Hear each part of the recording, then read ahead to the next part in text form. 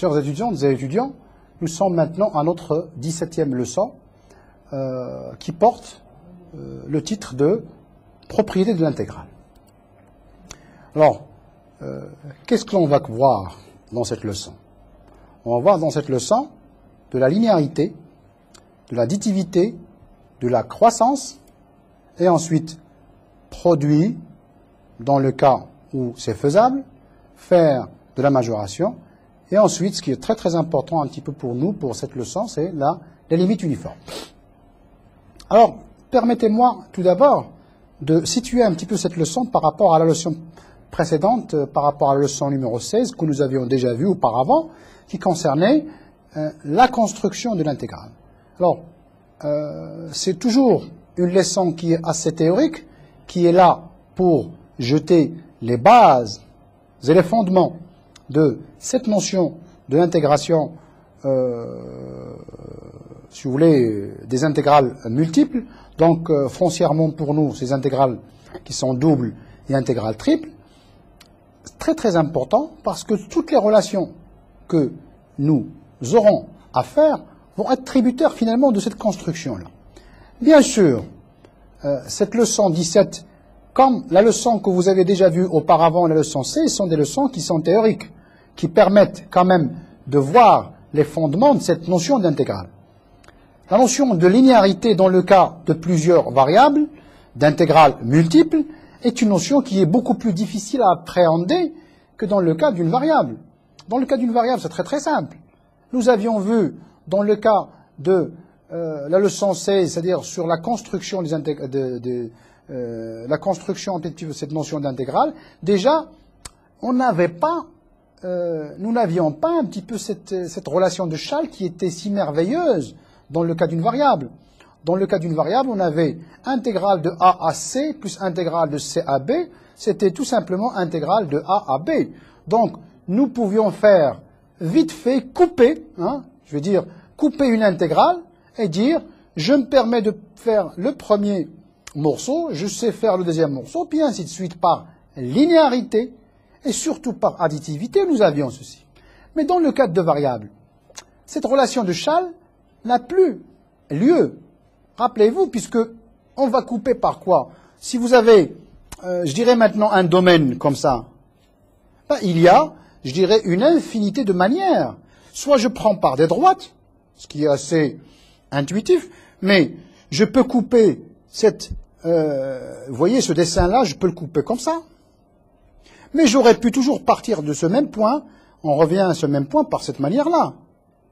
Ou encore par ceci.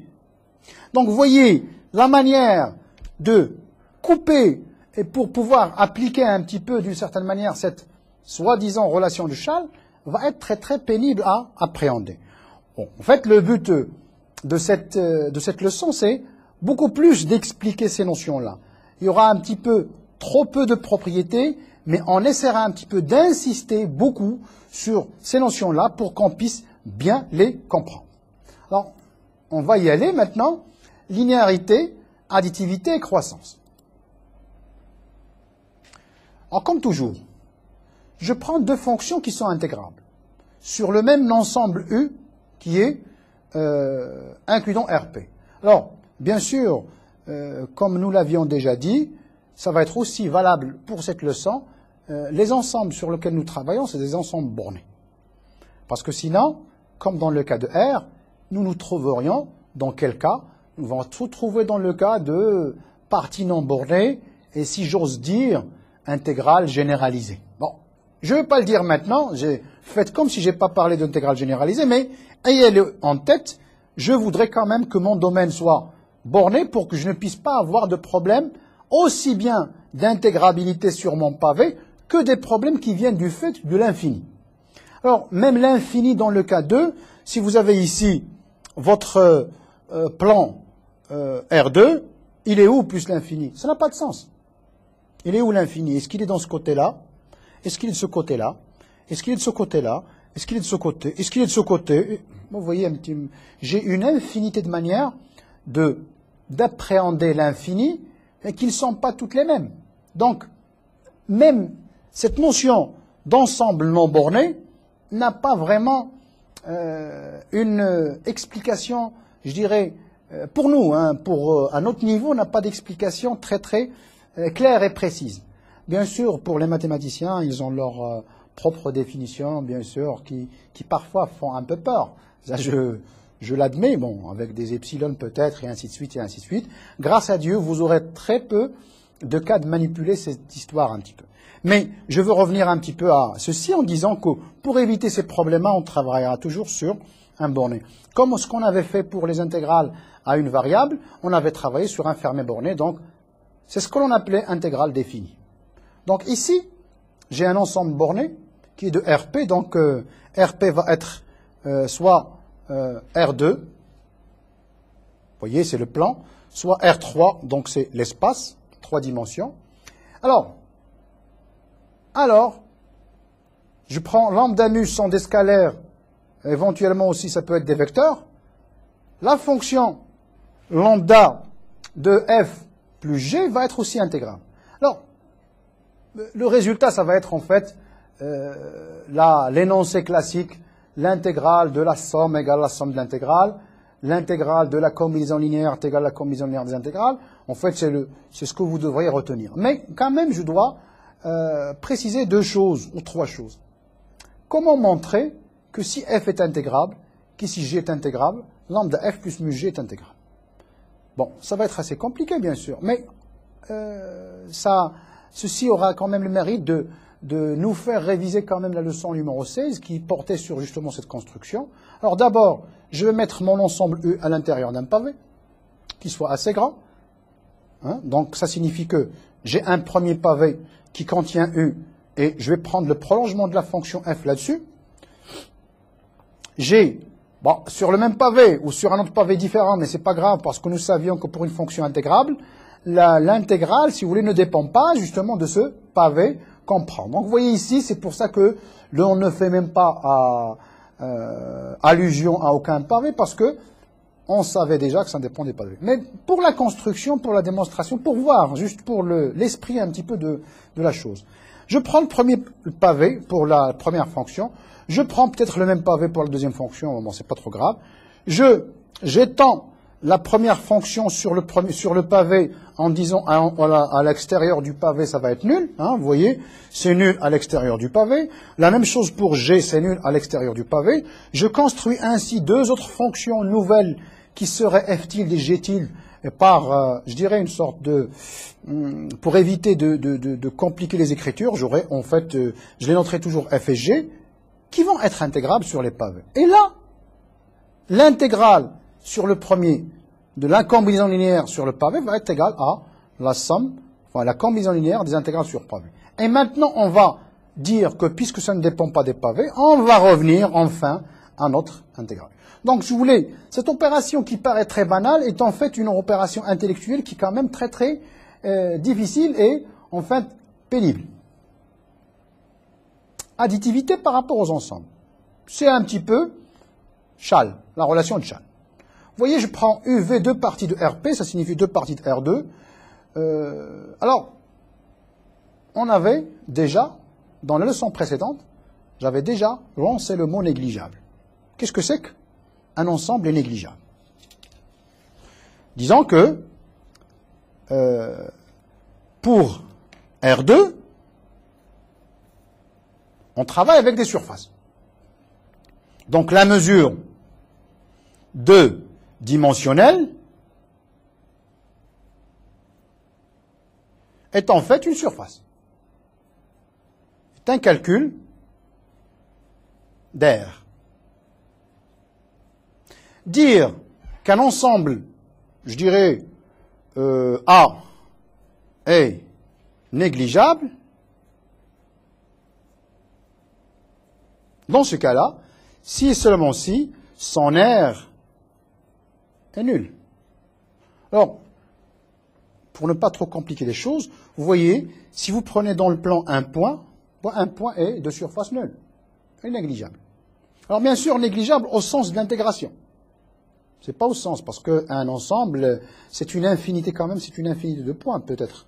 Et donc, ce n'est pas si négligeable que ça quand on fait comptabiliser le nombre de points. Mais attention, dans le cas ici, au sens des surfaces.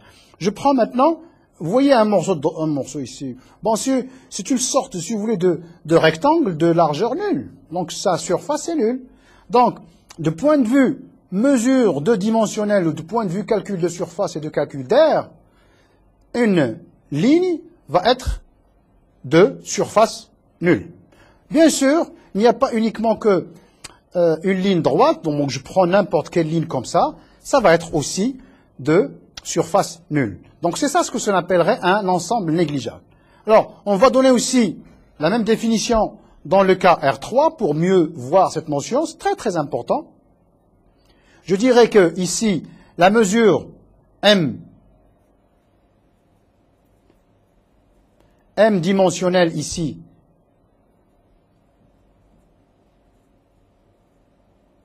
est un calcul de volume.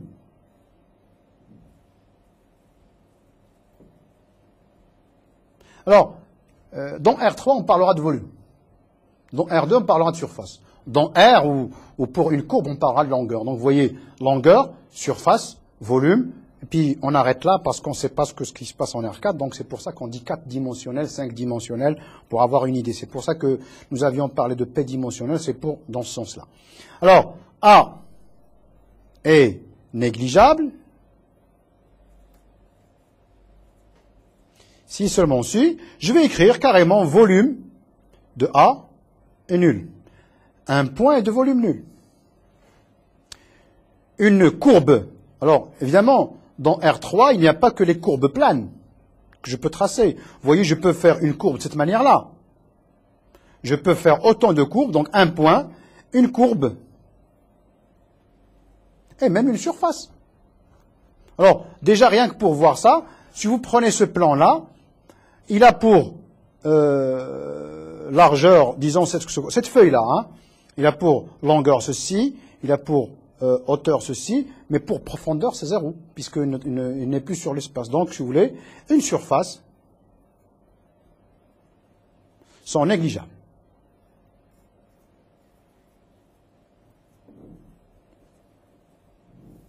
Donc, c'est juste pour vous dire, pour donner une idée un petit peu de ce que cette notion de négligeable. Alors maintenant, je prends deux parties dont l'intersection est négligeable. Très important. Donc, si maintenant l'intersection n'est pas négligeable, le résultat qui va venir va être faux. Alors, si maintenant les restrictions à U et à V sont intégrables, toujours, alors la fonction est intégrable sur la réunion et j'aurai l'intégrale sur la réunion va être égale à la somme des intégrales. C'est un peu la relation de Schall, mais il faut ici vraiment se méfier de cette notion d'intégration sur la réunion. Pourquoi j'insiste sur ceci? Parce qu'on verra dans de prochaines leçons que ça peut jouer de très très mauvais tours si on ne fait pas très très attention à cette notion Alors, je prends par exemple un petit schéma, ça c'est U, et ça c'est V, voyez, je vais prendre V comme ça. L'intersection entre les deux, c'est un morceau de courbe. Effectivement, ici, j'aurai intégrale sur U, union V, ça va être égal à intégrale sur U, plus intégrale sur V. Mais, si je prends comme ceci,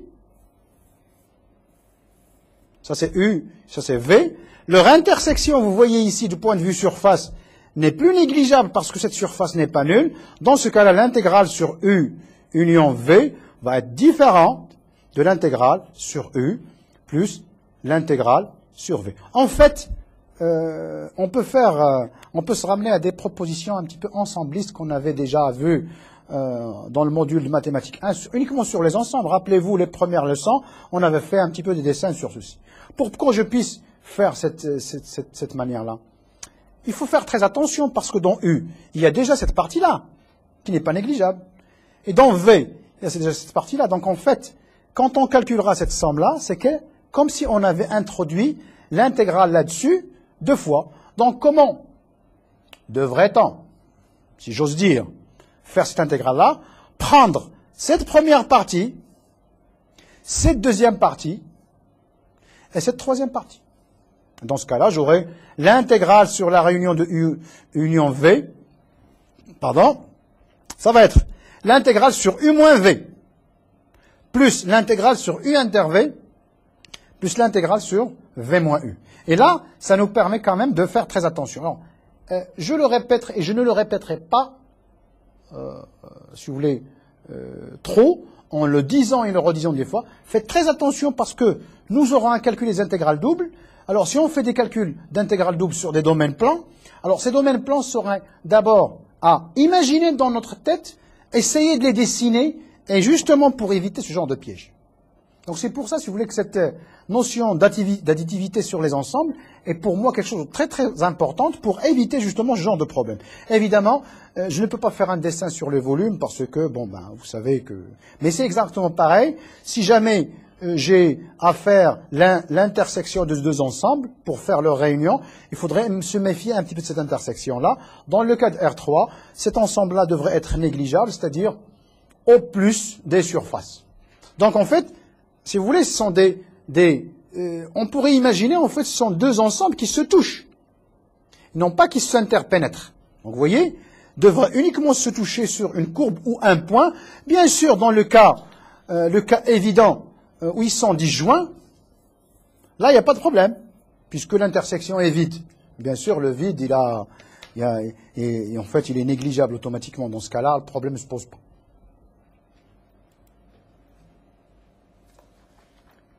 Croissance. Intégrale de fonctions positives. Alors, j'aurai maintenant un ensemble borné U de RP et je vais avoir une fonction qui est numérique. Donc toujours, croissance, c'est que je m'intéresse à supérieur ou égal ou je m'intéresse à inférieur ou égal. Encore, cette propriété est très importante dans le cas des fonctions des intégrales multiples. Je le redis, on aura intégré des intégrales doubles ou triples, on aura des problèmes sur U. Alors maintenant, comment va-t-on faire pour imaginer un petit peu cette intégrale-là? U est un ensemble, une partie bornée de RP. Donc, supposons que l'on travaille dans R2, donc ça va être peut-être cette partie-là. Qu'est-ce qu'on fait? Pour pouvoir d'abord définir un petit peu cette intégrale-là sur U, qu'est-ce qu'on était obligé de faire? On était obligé de prendre un pavé. D'accord? Alors, prendre ce pavé-là, je ne sais pas lequel. Heureusement, ça, l'intégrale ne dépend pas de ce pavé.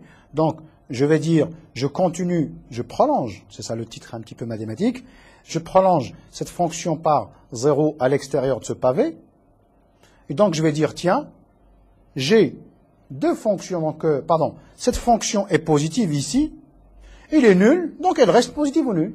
Donc finalement, on se ramène au cas de fonctions positives et de l'intégration sur des pavés. Bon, ça, on le fait sur le premier pavé et le deuxième. Bon, mais je sais qu'en fait que cette intégrale ne dépend pas du pavé. Donc, cette propriété de croissance d'intégrale positive est héritée à partir de celle des pavés, où là, je sais un petit peu comment calculer l'intégrale d'une fonction intégrable sur des pavés. Très important. Si de plus U est un ouvert. Très important. Et si f est continu, l'intégrale de f ne peut être nulle que si f est la fonction nulle. Essayons un petit peu de nous rappeler ce qu'on avait fait dans le cas d'une variable. Moi, je fais référence à cette fonction d'une variable parce que, finalement, vous verrez dans les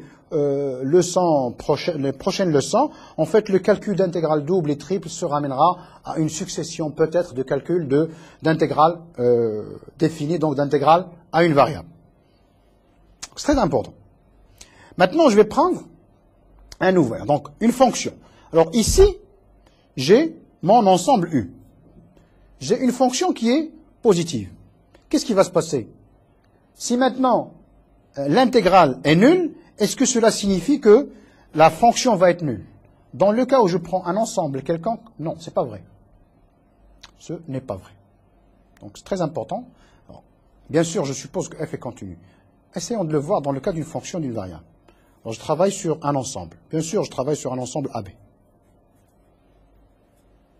l'intégrale d'une fonction positive est positive. Maintenant, si l'intégrale est nulle, qu'est-ce qui va se passer? Ben, j'ai la continuité uniquement sur l'ouvert. En A et en B, je peux faire ce que je veux. Donc, la continuité, là où il y a continuité, il va y avoir nullité. Sur les points extrêmes, vous voyez, qu'est-ce qui va se passer sur les points extrêmes? Ben, on ne va pas avoir de continuité. Donc, je peux avoir en fait n'importe quoi. Rappelez-vous, l'intégrale d'une fonction, par exemple continue, ne change pas si je change la valeur de l'intégrale sur un nombre fini de points.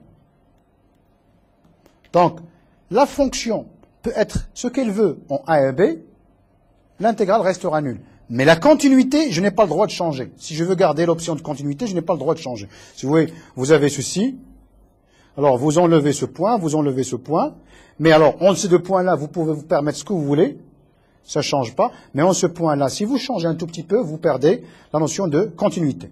Donc, c'est pour ça ici, si vous voulez, que nous insistons un petit peu à ce que on aura le même résultat pour les fonctions à plusieurs variables, la nullité n'est valable qu'à l'intérieur. Donc, c'est pour ça qu'on dira, cette propriété de intégrale nulle entraîne que f égale à 0, c'est valable pour une fonction continue, mais sur un ouvert. C'est-à-dire, si votre ensemble n'est pas ouvert, des choses, je dirais, bizarres ou étranges, ou en fait, il peut se passer n'importe quoi sur la frontière, c'est à l'intérieur que ça va être nul. Donc, ce n'est valable que cette notion d'ouvert. Alors, vous voyez un petit peu pourquoi j'insiste sur ces notions d'ouvert et de fermé. Pourquoi on a insisté quand on a commencé à faire les cours sur les fonctions de plusieurs variables? Parce que, vous voyez, très très important un petit peu dans notre cas ici. Si ce n'est pas un ouvert, je n'ai pas le droit de l'utiliser. C'est-à-dire que, si vous dites intégrale f positive au nul sur u, intégrale continue sur u, intégrale sur f égale à 0, n'entraîne pas nécessairement que f égale à 0 sur u. Uniquement f égale à 0 sur, je dirais, intérieur de U. Et là, justement, on a, si U est ouvert, alors, U est égal intérieur de U. Schématiquement, il n'y a pas de frontière. Il n'y a pas de cette, je voulais cette couche de protection n'a pas lieu. Alors, bien sûr, le corollaire, c'est comme toujours, si f et g sont deux fonctions numériques intégrables sur l'ensemble U, bien sûr, vérifiant quel que soit x dans U, f de x supérieur à g de x, c'est pour ça qu'on insiste un petit peu sur numérique. Alors ici, f et g ne doivent pas être nécessairement positifs, parce que ce qui m'intéresse, c'est f moins g qui est positif. Alors l'intégrale sur U de f est supérieure ou égale à l'intégrale sur U de g. Alors une fois qu'on a bien compris cette histoire de positivité de l'intégrale dans le cas d'une fonction positive et numérique, bien sûr, alors on aura ceci. Bon, maintenant, produit de fonction intégrale. Ça, c'est quelque chose qui est encore très difficile à appréhender. Bien sûr que le produit de fonctions, ça c'est très très simple, si vous voulez. Donc, déjà ici, on arrête un petit peu les frais, on va dire, tiens, les fonctions, on va les prendre uniquement numériques et complexes pour dire que j'ai le droit de faire le produit. Parce que si elles sont toutes les deux à valeur dans R2 ou si U est à valeur de R2 et de R3, ça ne marchera pas. Donc, comme on avait fait dans des leçons précédentes, leur produit va être intégrable. Bon, leur produit est intégrable. Comment ceci va être intégrable? Rappelons-nous un petit peu ce qu'on avait fait. Je prends toujours le même pavé, je mets là-dedans mon borné U. Alors, si je prends là-dessus le borné U, à l'extérieur de U, ça va être nul. La même chose pour G, à l'extérieur de U, ça va être nul. J'approche P par des fonctions en escalier, rappelez-vous. J'approche G par des fonctions en escalier. Maintenant, j'ai le droit de faire des produits de fonctions en escalier. Maintenant, j'ai le droit de faire ces fonctions en escalier, je les intègre sur mon pavé. Une fois que j'intègre sur mon pavé, je fais un petit peu cette sorte d'approximation. Et enfin, je vais dire, tiens, j'ai le droit maintenant de définir cette fonction produit là-dessus. En fait, c'est comme si on avait fait pour la somme. Sauf que pour la somme, ça paraît très très simple, alors que pour le produit, ça paraît un peu difficile. Donc, deux fonctions qui sont numériques ou complexes intégrables sur U, leur produit, ça va être aussi bien intégrable sur U. Et on a cette inégalité, cette fameuse inégalité du Schwarz, intégrale, donc du module ici, hein, sur f de fg de x dx, bien sûr, on peut noter x, on peut noter x dx, comme on veut, au carré. Donc, le module de l'intégrale du produit va être inférieur ou égal à l'intégrale sur U de module de f au carré que multiplie l'intégrale sur U du module de l'intégrale g carré. Alors, bien sûr, vous me direz, mais monsieur, quand est-ce qu'on peut avoir l'égalité? Bon, vous rappelez-vous que dans le cas de la variable réelle, on avait l'égalité dans le cas où f et g étaient collinéaires. Bon, c'est exactement pareil ici. Si f et g sont collinéaires, c'est-à-dire que cas d'égalité,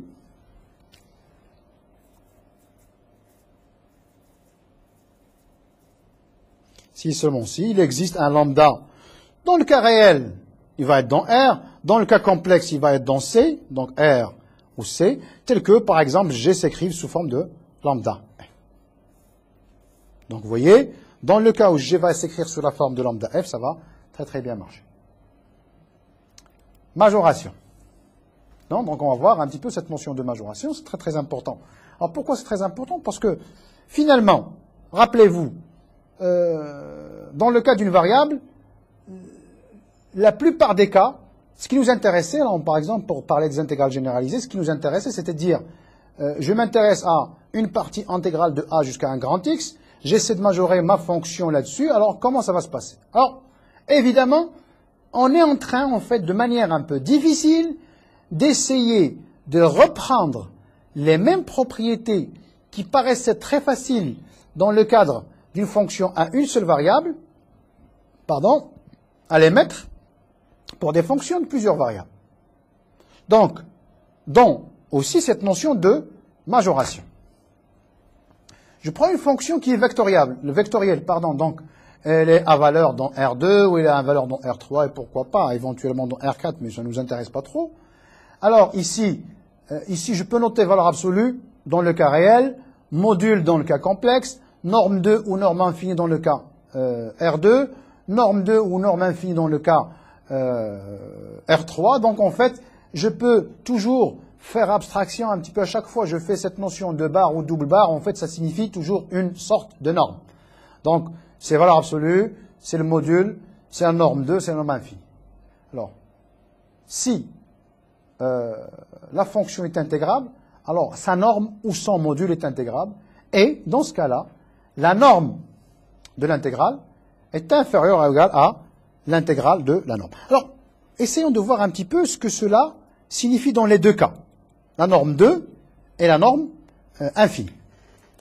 Alors, dans le cas, les différents cas possibles qu'on pourrait obtenir.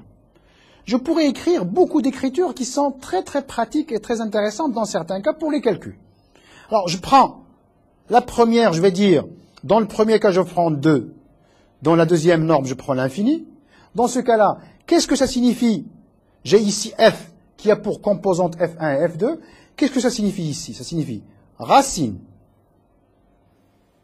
Alors, l'intégrale sur f, c'est l'intégrale sur f1 et l'intégrale sur f2. Donc, j'aurai intégrale sur u de f1, si vous voulez, au carré. Alors, je travaille dans R2, plus intégrale sur u de f2 au carré va être majoré par, je vais dire ici maintenant norme infinie, intégrale sur u de sup de f1 et de f2. Alors, très intéressant. Rappelez-vous un petit peu qu'on avait déjà introduit cette notion de sup de deux fonctions. On a deux fonctions f et g, je prends un petit peu leur sup.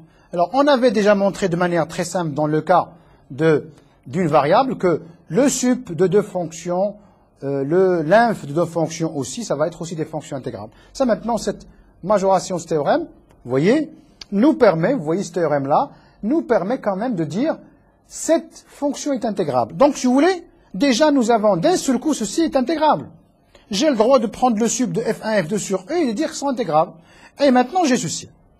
Alors, vous pouvez encore voir, si j'écris ici au lieu de 2, 2, j'aurai la même écriture, inférieur ou égal, c'est très important. Donc, ici, toujours, bien sûr, il faudrait, quand j'ai deux normes différentes, il faudrait quand même ajouter une constante ici, hein, une certaine constante. Si c'est la même norme, ça va être 1. Si c'est pas la même norme, je garderai quand même constante. Cette constante vient de quoi? Vient tout simplement du fait que les normes sont équivalentes. Rappelez-vous. C'est très important. Donc, si vous voulez, on est en train de faire beaucoup de révisions, finalement, de nos leçons précédentes. Dans ce cas-là, ça va être, puisque je prends 2 et 2, j'aurai donc intégrale sur U de racine de f1 au carré plus f2 au carré.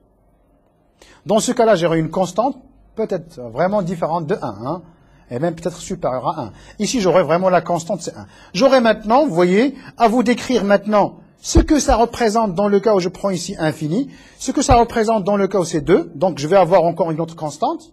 Alors cette constante peut être très nette. Mais rappelez-vous aussi une chose, révisez votre cours sur les normes équivalentes pour se rappeler un petit peu de ces constantes-là. Et puis le dernier cas, c'est quand j'aurai l'infini. L'infini aussi, j'aurai une autre écriture. Donc je l'ai écrit pour les deux premières, vous les écrivez aussi pour les deux secondes. C'est très important parce que ça nous permet d'avoir des écritures qui sont extraordinaires, très très pratiques dans certains cas pour faire des majorations d'intégrales. Je n'ai qu'à faire cette intégrale, je n'ai qu'à faire cette intégrale-là pour obtenir ces valeurs-là. Et puis aussi ce genre de valeurs.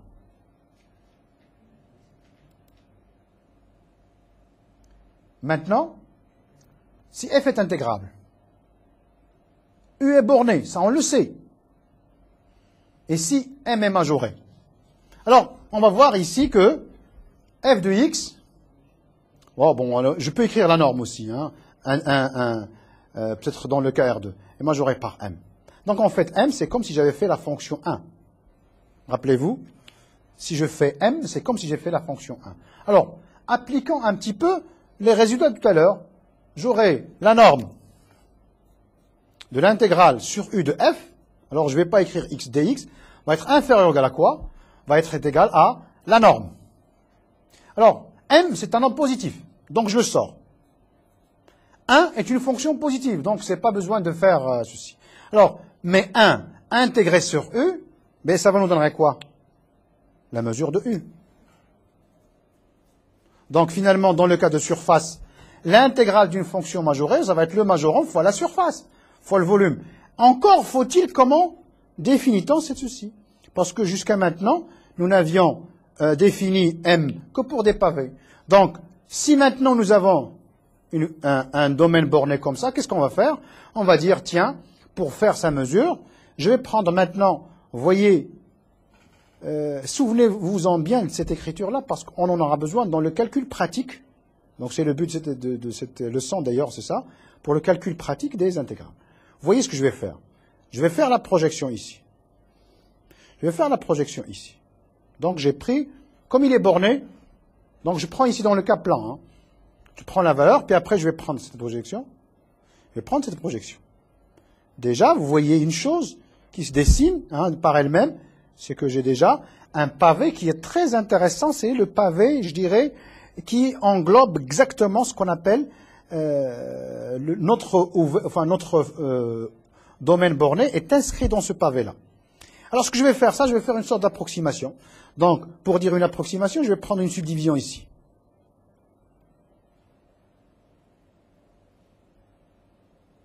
Vous voyez? C'est très important. Donc, je sais que cette notion-là, ils sont un peu difficiles. Mais bon, c'est pas trop grave. Hein, donc, il faut... et puis, ceci, il faudrait vraiment s'en rappeler parce qu'on en aura besoin dans le futur pour le calcul effectif et pratique. Donc, c'est ça le but un petit peu de genre de leçon théorique, c'est pour préparer. Alors, là-dedans, il y a de vrais rectangles pour lesquels je fais de vraies surfaces. Donc, vous voyez les vrais rectangles qui sont là. Donc, c'est ceci. Donc, ceci. Ah bon, il y a encore celui-là. Bon, j'espère il n'y en a pas d'autres. Mais j'ai encore des morceaux qui ne sont pas des rectangles. Par exemple, ce morceau-là. Alors, qu'est-ce que je vais faire?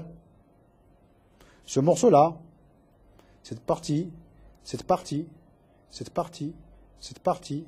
Vous voyez, on fait finalement. Donc déjà, et ainsi de suite, ainsi de suite. Donc, vous ferez un petit peu de la même manière. C'est déjà la mesure de mon borné, ça va être par cela. Mais Ceux-là, ce sont les carrés qui sont internes. J'aurais pu aussi prendre les carrés qui sont externes. Alors les carrés qui sont externes, finalement, dans ce cas-là, ce sont tous ceux-là. Donc déjà, j'ai une majoration et une minoration de la mesure, donc du calcul de surface de cette partie bornée. Alors, vous voyez un petit peu, plus le pas de la subdivision ici devient petit, plus les carrés vont être plus petits, plus il va y en avoir beaucoup plus ici à l'intérieur, et plus, disons donc, le calcul de la surface intérieure, c'est-à-dire la somme de toutes les aires de ces carrés-là, va tendre petit à petit vers. Et donc, évidemment, quand le pas de cette subdivision tend vers 0 et quand le pas de cette division tend vers 0, ben effectivement, donc on va avoir exactement cette mesure. Donc en fait, la mesure d'un ouvert, d'un borné, ça va être donné par ceci. Ça nous rappelle quand même des choses. Dans ce cas-là, vous voyez, quand j'ai pris, ici toujours je dessinerai le même. Dans ce cas-là, vous voyez, j'ai pris maintenant ceci, bah je vais dire, c'est comme si j'avais cette fonction. Très important, rappelez-vous-en. Donc, si j'ai cette fonction-là, de ce point à ce point, c'est un calcul d'une intégrale simple, cette surface. De même, je vais dire, c'est encore une autre fonction qui est donnée par cette frontière. Donc, entre. Donc, si vous voulez, dans ce cas-là, j'ai ici une fonction phi de x, j'ai ici une fonction phi1 de x, et il suffit de dire, pour calculer cette partie-là, je calcule l'aire de tout ce rectangle auquel j'en ai enlevé ce calcul de surface par l'intégrale. Donc ici, ça va être, bon, je suppose que c'est A, et je suppose que c'est B. Cette partie-là, c'est l'intégrale de A à B de phi1 de x. Donc, je calcule B, vous voyez, B moins A, et cette hauteur-là, et ainsi de suite, et ainsi de suite. Donc, vous voyez un petit peu ce qu'on peut faire pour faire le calcul. C'est très, très important pour nous, pour le calcul des intégrales multiples, bientôt. Bien sûr, maintenant, comme corollaire, une fois qu'on a bien pratiqué cette notion de mesure d'un borné, de fonctions qui sont des normes, de la croissance, de l'additivité et tout ceci, on peut maintenant énoncer. Je travaille sur des fonctions numériques, j'ai le droit donc de parler de sup et de inf. Je prends donc la fonction f sup de f et g qui n'est que le sup de fonction f de x et g de x. Inf f et g, donc c'est inf de f de x et de g de x. Alors, ces deux fonctions-là vont être intégrables. Bien sûr, sur l'ensemble borné. J'insiste toujours sur le fait que U est borné.